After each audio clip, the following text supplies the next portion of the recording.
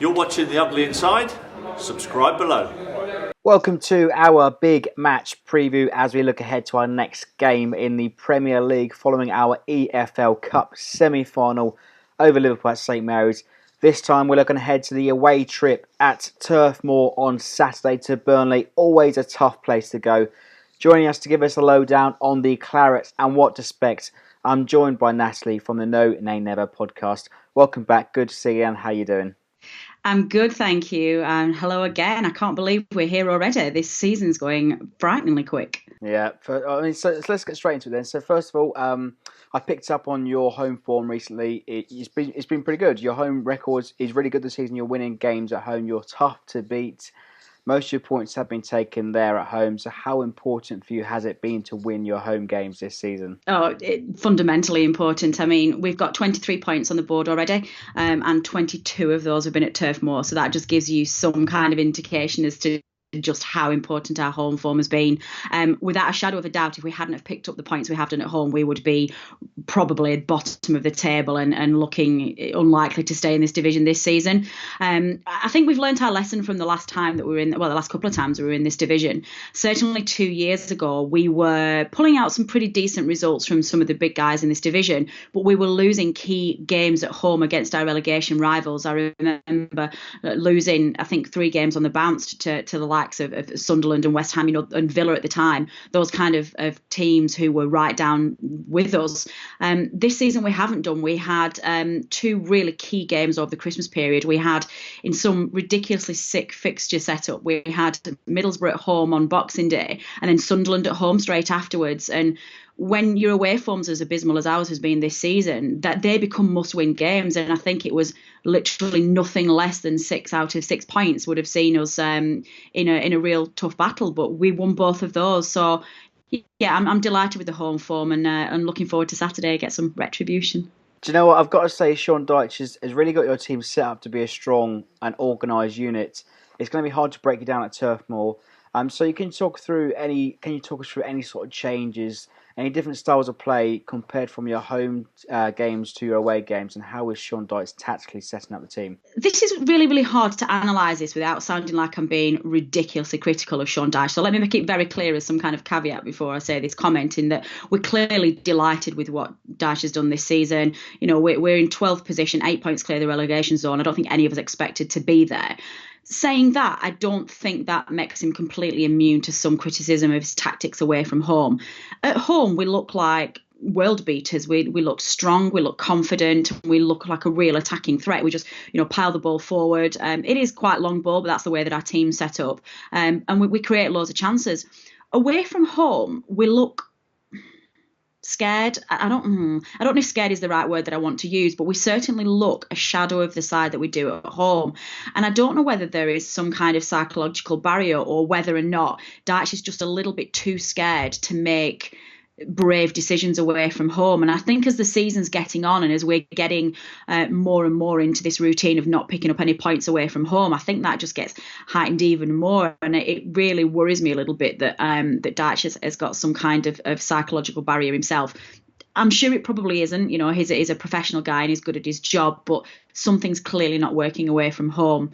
Saying that, if you analyse the games that we've had away from home in this first half of the season, we've had all of the tough fixtures, yourselves including. I think the key change for us is that there is going to be a change in formation, purely because we lost 2 players in the cup game away at Sunderland on Saturday. Gudmundsson and Scott Arfield both picked up hamstring injuries, so we're really struggling for wingers. When we were recording the No Nay Never podcast last night, in fact, we were debating whether Sean Dyche may go 4-3-3. Worries me slightly in that if that does mean that we might not get a grip on midfield in the early stages of the game, but I'm not entirely sure I can give you much information as to how I think we'll set up, just because it's going to depend on key personnel and there's going to potentially be a big formation change. And last time we visited Turf Moor 2 seasons ago, we had a torrid time. You were the winners on that day, 1-0. Tadic missed a penalty.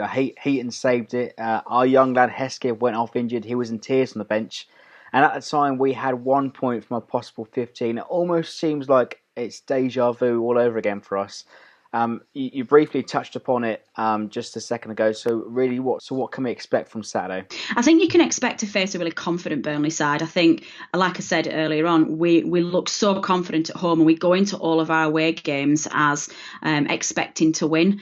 We know that you've lost the last 3 games on the bounce. Obviously, you failed to beat Norwich as well in the cup, so you're coming into this game in a little bit of a tricky spot. And I think a slight dip in form.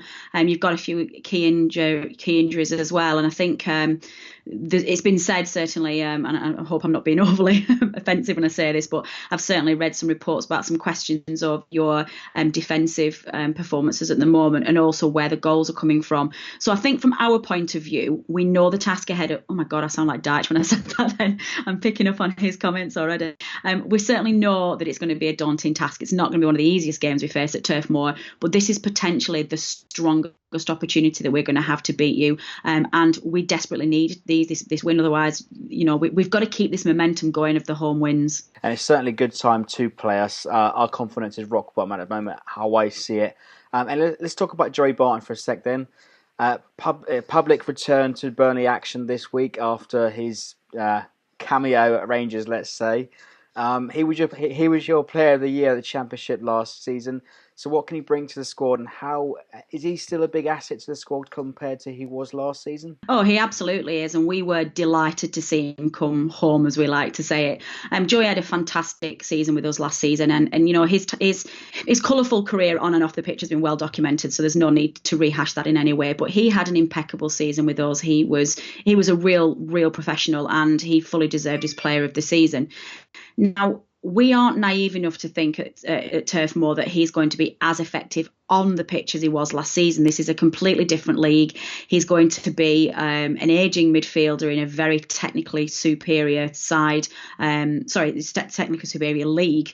And he's not going to find it as easy as he did last season to outshine other midfield players. Saying that, what he will bring is some unbelievably strong mental and leadership qualities to that side. He was the main reason why we won the Championship last season. He dragged those players. He was not prepared to go up just automatically and take second spot. He wanted to win it, and he was fundamental in terms of his leadership skills. And I think that's probably what's going to be more important this season. Is going to be his drive and his leadership qualities in getting those players ready for this relegation fight, which, as good as the start we've had, we know we're still in it. We know that we're one of probably 6 teams that are going to go down. So, that said, it's fantastic to see him back, and I think he's going to do a really good job for us. Let's get on to some Southampton Burnley connections then. Jay Rodriguez finally looks like he's about to return to Turf Moor since his transfer nearly 5 years ago. Missed out last time because of injuries.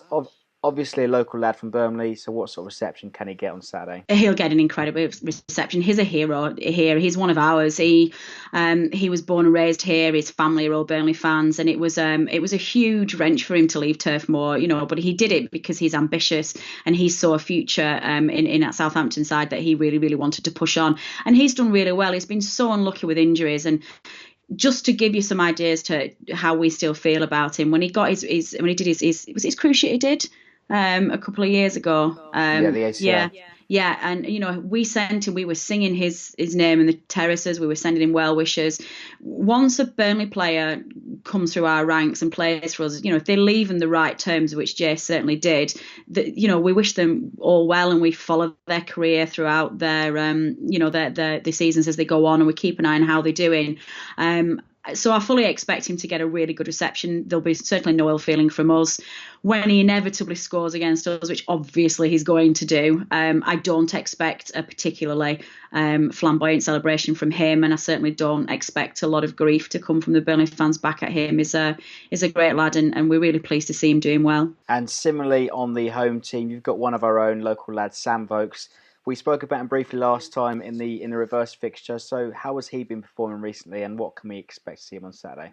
He's had a bit of a mixed season as Sam, to be honest. He started off the season really strongly, and he was our leading scorer at one point, certainly when Andre was finding his feet in the Premier League, and then he had his suspension as well.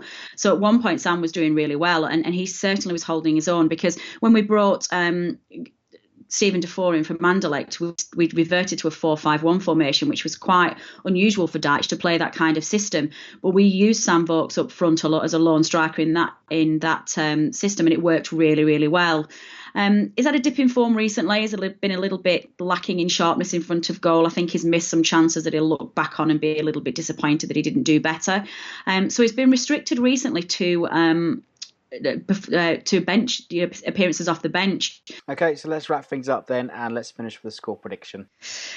My score prediction is going to be, I think it's going to be a scoring game. I think there's going to be a lot of goals in it. I think we'll frustrate you, and I think we will restrict you to maximum 1 goal. Don't think we'll keep a clean sheet, because I think ultimately you might prove to be too strong for us.